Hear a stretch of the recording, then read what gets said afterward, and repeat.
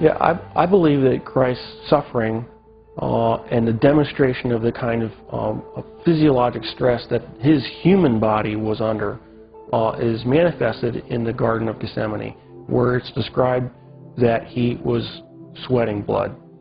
And there is a well-documented medical condition in which patients who are under tremendous amount of emotional stress and physiological stress can in fact sweat blood, because little blood vessels within the glands burst and then the blood is expressed.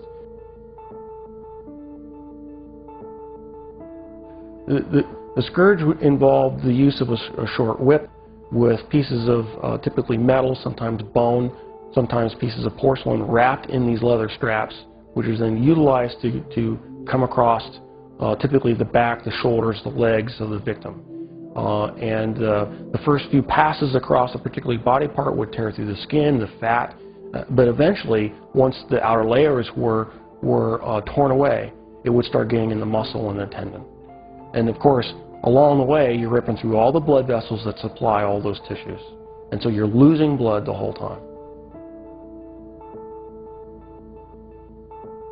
The plant that was described actually had a very long thorn, not the little thorns that we would think from a rose bush. These were thorns that were typically 1.5 to 2 inches in length. The scalp is one of the most vascular portions of our bodies. It had a huge blood supply up there. So then having those thorns shoved down into the, down onto the bony plate would have gone through all the scalp, which in and of itself would have created a huge amount of blood loss. I've seen people actually bleed to death from just a scalp injury. So this is not a small injury to have, who knows, dozens of these things shoved into your scalp. And so that would have caused more blood loss.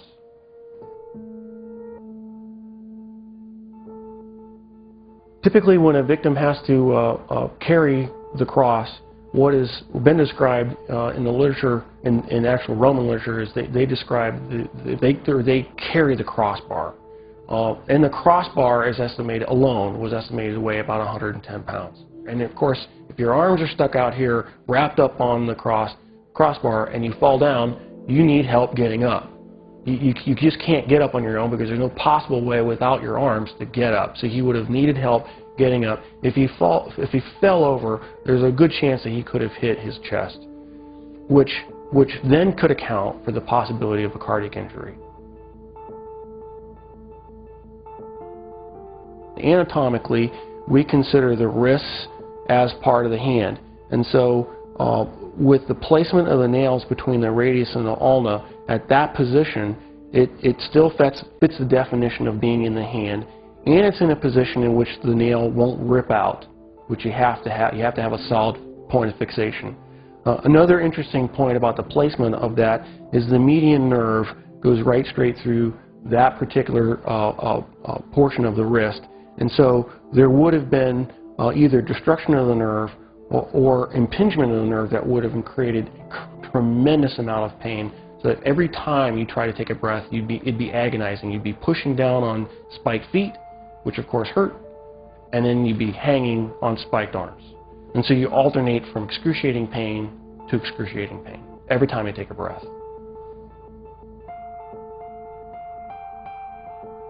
So even if he survives the actual crucifixion, he would have had to survive what I believe to be a lethal injury from the spear to find out whether he was alive or not.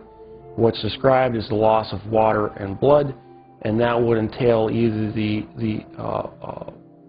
either pleural effusion or pericardial effusion, and the blood would have come from either pulmonary artery, a pulmonary vein, the aorta or vena cava, or the heart itself. None of those injuries, unless you're treated immediately by a trauma surgeon like myself, with all the advanced equipment that we have, would be survivable after even a few minutes. Christ, as the Son of God, could have survived anything. He chose to manifest himself as a human at that point in time and allowed himself to die.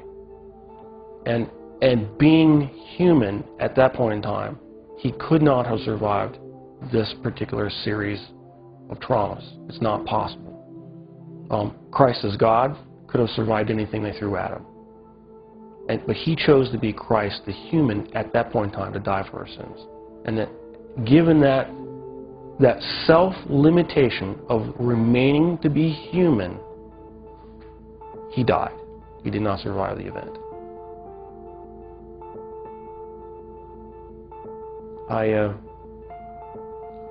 I'm profoundly impacted by it. Because I realized the price that he paid was something I would never be willing to do for probably anybody. It's very difficult for me to even sing songs about the cross, even in worship. Because I truly do understand what he paid, the price that he paid.